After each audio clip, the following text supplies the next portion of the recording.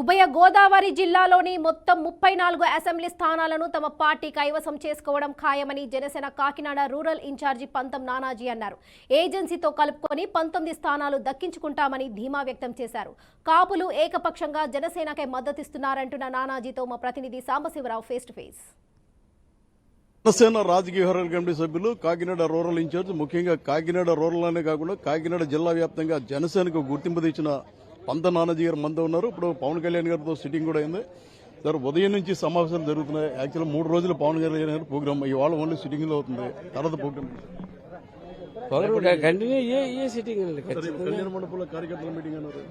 కార్యకర్తల మీటింగ్ లో ఒకదాని తర్వాత ఒకటి అయ్యే టైమింగ్స్ బట్టి డిక్లేర్ చేస్తారు. అందుకని ఉదయం నుంచి అంటే 1 by 1 మారుతున్నారు కదా, ఎన్ని నియోజకవర్గాలు కంప్లీట్ అయినాయి? ఈవేళ సుమారు 6-7 నియోజకవర్గాలు పూర్తయ్యండి.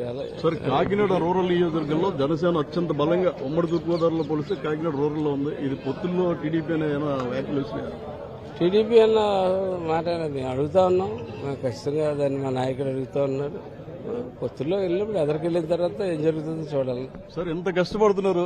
వైసీపీ నుంచి మీ మీద కౌంటర్ వేయడం, వ్యక్తిగత ఆరోపణలు చేయడం అనేది అటు కాకినాడ సిటీ ఎమ్మెల్యే గారు చేస్తున్నారు. ఈ నేపథ్యంలోనే ఆయన ఓడించడానికి పవన్ కళ్యాణ్ గారు ఇక్కడ పోటీ చేస్తారనే ప్రచారం పెద్ద ఎత్తున. ఇక ఆ సన్నాసిని ఓడించడానికి పవన్ కళ్యాణ్ గారు ఇక్కడ పోటీ చేయాలి. ఏం మాట్లాడుతున్నారండి మీరు? ఆల్రెడీ మ్యాండేట్ కోల్పోయాడు. ఆల్రెడీ కోల్పోతే అడుగు గురించి చెప్తారండి. అదేవిధంగా మీ రూరల్ నియోజకవర్గ అభ్యర్థి వైసీపీ అభ్యర్థి ఎవరైతే అది రెండోది.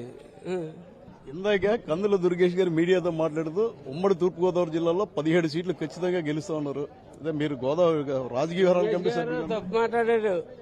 ఉభయ గోదావరి జిల్లాలు వైసీపీ విముక్త జిల్లాలుగా మార్చడానికే పవన్ కళ్యాణ్ గారు ఏ త్యాగాలకన్నా దేనికన్నా సిద్ధం చేయడానికి, ఏ యుద్ధానికన్నా సిద్ధపడి ఆయన ఇక్కడ టెస్ట్ వేసింది కారణం. 34 నియోజకవర్గాలు మీరు గెలుస్తున్నారు. ఖచ్చితంగా వైసీపీ విముక్త జిల్లాల కింద చేద్దామన్నది ప్రధానమైన లక్ష్యం. సార్, ఇవాళ మీటింగ్ అయింది, రేపు కార్యకర్తల మీటింగ్, 3వ రోజు మీటింగ్ ఏంటి? 3 రోజులు ఎక్కడ ఉన్నారు? కంటిన్యూస్ గా మీకు ఒకటి ప్రాసెస్. ఆయన కొన్ని పనులు అప్పచెప్పడం జరిగింది మాకు. మేము వాటిని పూర్తి చేయడం ఈ 2 రోజుల్లో జరుగుతుంది. మళ్ళీ తిరిగి వాటిని సమీక్షిస్తారు. సార్, ఆఖరికి సార్ ముద్రేడ పద్మనాభం గారు వైసీపీకి వెళ్లి కాపుల్ని మేము మలుచుకుంటాం, మా అబ్బాయికి టికెట్ అనే ప్రచారం చేసుకుంటారు.